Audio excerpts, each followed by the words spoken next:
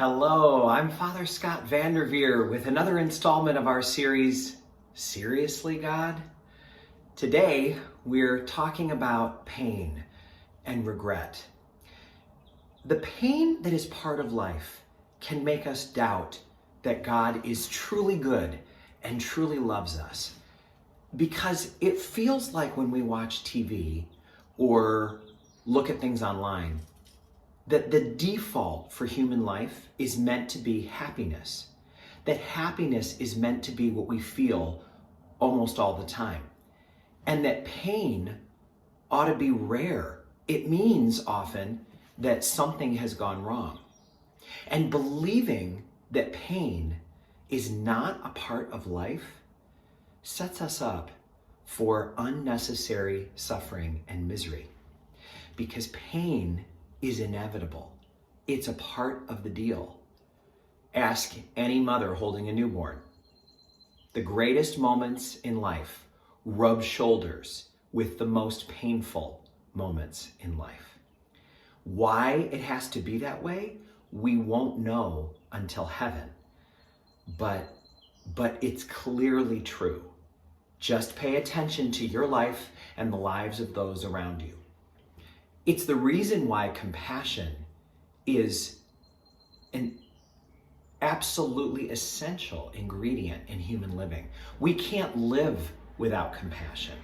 Some spiritual teachers have said that the need for compassion in the world, the importance of compassion, may be enough of a reason, until we get to heaven and know for sure, it might be enough of a reason to believe that that's why pain is a part of life. Because without suffering, we wouldn't develop compassion. And compassion is so important, compassion for ourselves and compassion for others, that we can't live without it. It would be a complete mistake to try to live our lives without compassion. So when I think of the kind of pain that is part of our life, and I consider physical pain, I consider the pain that comes from growing and having to let go of things and make room for new things. When I think of the pain that comes from separation, the pain from relationships, the pain from having to sacrifice in order to reach goals, the pain that strikes me as some of the very most difficult to bear is the pain that results from us making a choice that we later regret.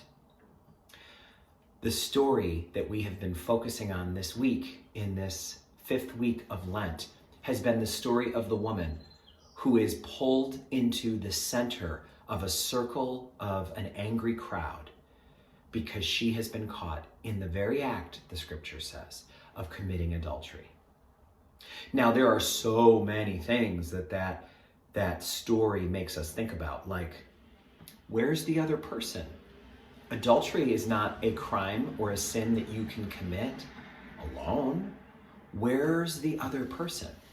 But that aside, just imagine how that woman feels. The scripture gives no indication that she's innocent. The scripture gives no indication that she's been framed. And if we were to imagine that she were innocent, it might be that pain is actually easier to bear than if she is guilty. Think about that for a moment. If she gets pulled into the center of the circle and she is innocent, certainly she would protest, I didn't do it, it's not me.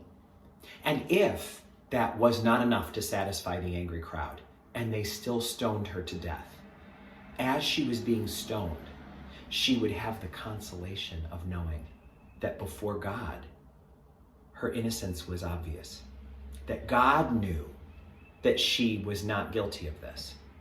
Now compare that, move that over to one side of the screen, and imagine in a split screen life that now we're comparing how she feels as the guilty woman.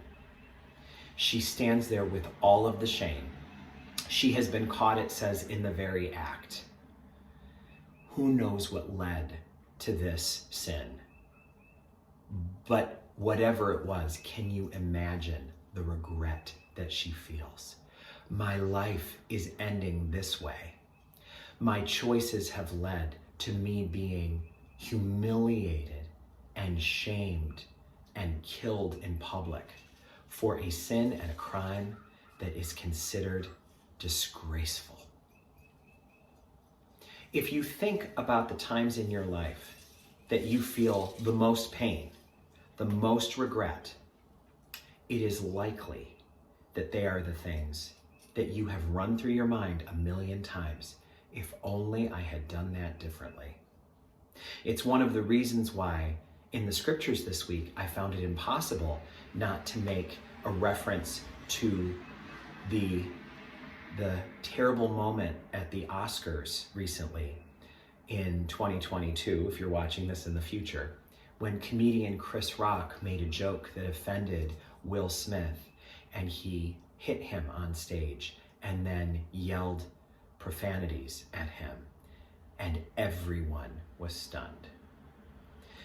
As of the time of this recording, there is a lot of speculation that it might be a cause for the end of Will Smith's career, that he will become someone who is hard to cast in Hollywood roles because he's just too sullied by the mistake that he made.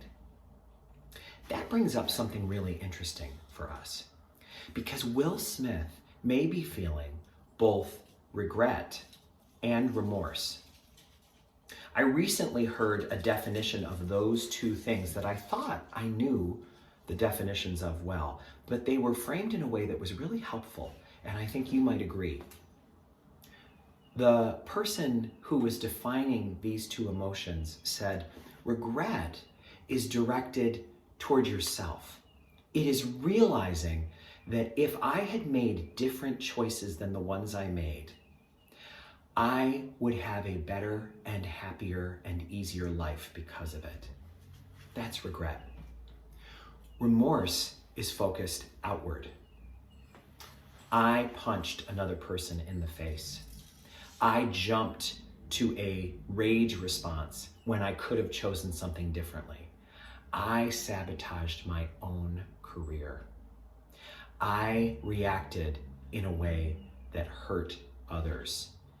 And I did it in a way that caused all of the other honorees that night to lose the attention and the enjoyment that was their right as the winners of hard-earned awards. Remorse is focused outward. So while regret says, I did that and now I must pay a price and my life would be so much better, that's regret. I did that and that person got hurt and their life would have been so much better had I not done that. That's remorse. Regret and remorse. And I imagine that someone, all of us, knows what those feelings are like, but someone like Will Smith knows it in a particular way right now. He feels regret over what he's done to himself and remorse over what he did to others.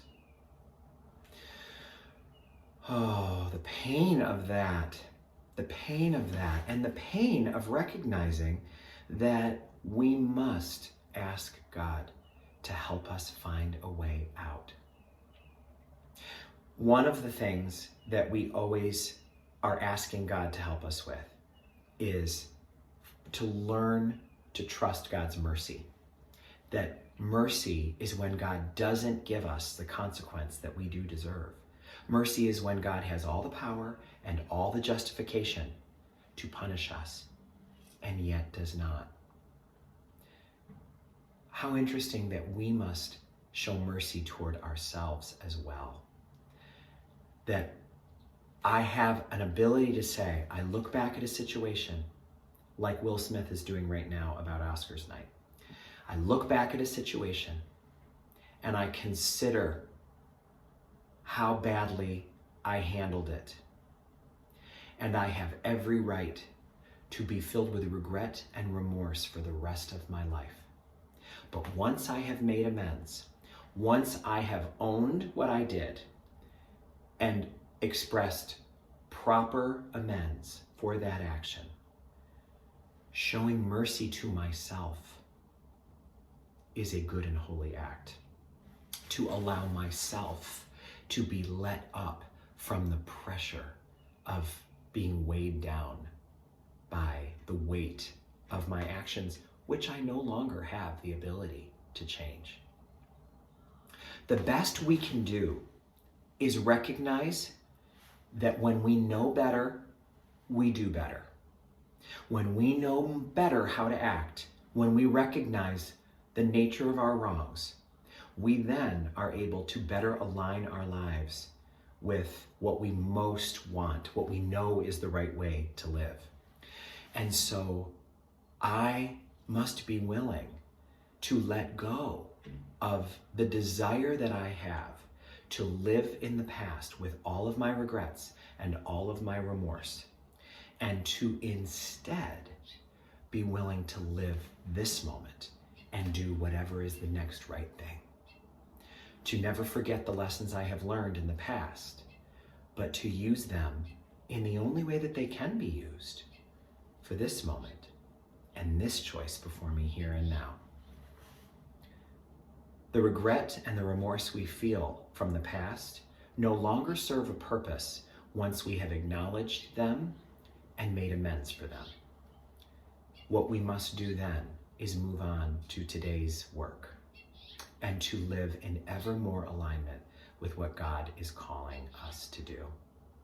That is the only way to face the pain that is so hard to bear from the things we regret and the remorse that we feel. May God bless you, one and all.